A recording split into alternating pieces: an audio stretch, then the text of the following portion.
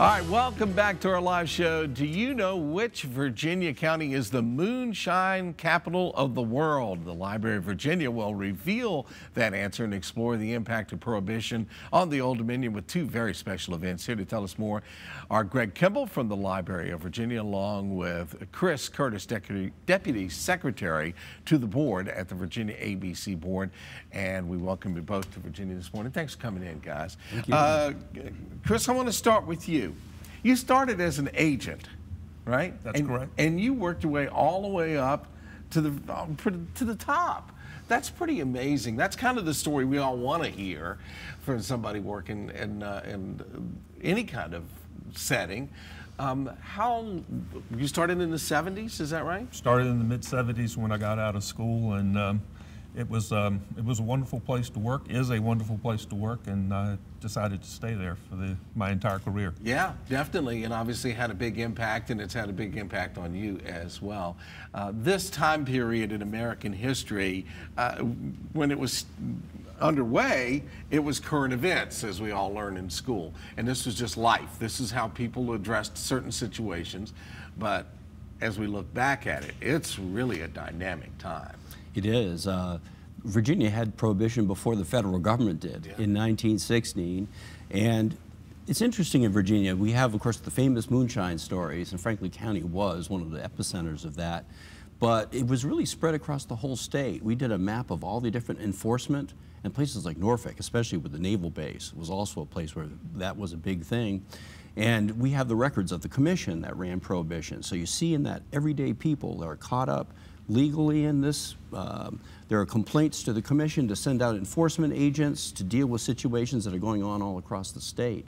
And so we decided to have a program, which will be this week, and ask a retired agent and a current ABC agent to help us talk about what enforcement was like then and what it's like now. And that's where Chris and his colleagues come in. Yeah, we're excited to have two special agents at the Library of Virginia on Wednesday to talk a little bit about their experiences. Between those two folks, Kyle Blanks and Brian Edwards, they have decades of experience of investigating illegal distilleries. And they will tell you some stories about their endeavors through the years, some very funny, some tragic, but always entertaining. Yeah. So we look forward to seeing that on Wednesday. You know, we look back at the 20s and Virginia before then when we think of moonshiners and things like that, but it still goes on and there's still work being done.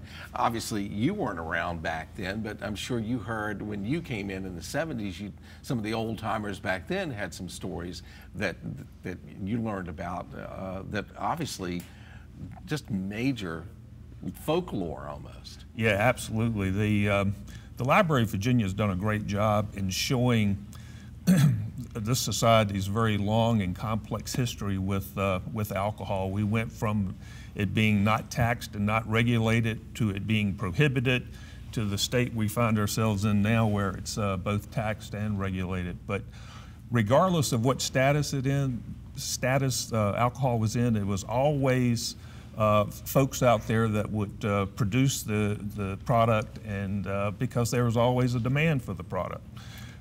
We have stories from Southside, Southwest Virginia, where the largest distillery we ever took down was 36 separate 800-gallon pots.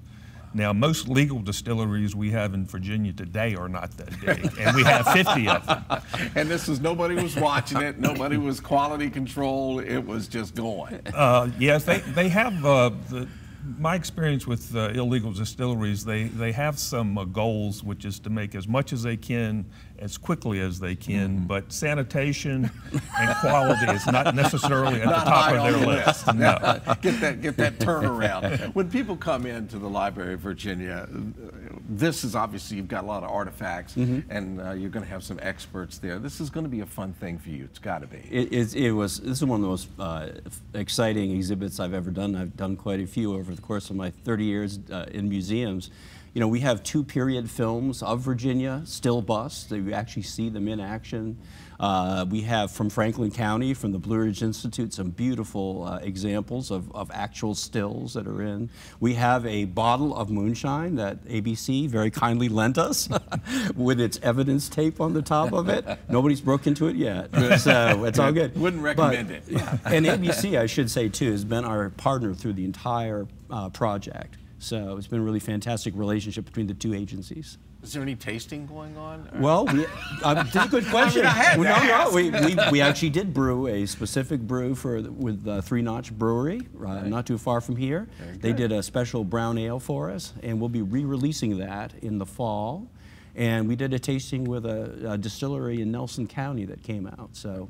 Wow. Can't do it without tasting. Well, you got the taste, or you may not, depending on the rules. The Library of Virginia, located 800 East Broad Street, presents an exhibition-related event, Liquor Lore Enforcement. Stories from the Virginia ABC this Wednesday, June 7th from noon till 1, and the event is free and open to the program. The program also complements the library's other exhibition, Teetotalers and Moonshiners, Prohibition in Virginia Distilled, open now through December 5th. We'll post a link on our show website by early this afternoon, WTVR.com/VTM.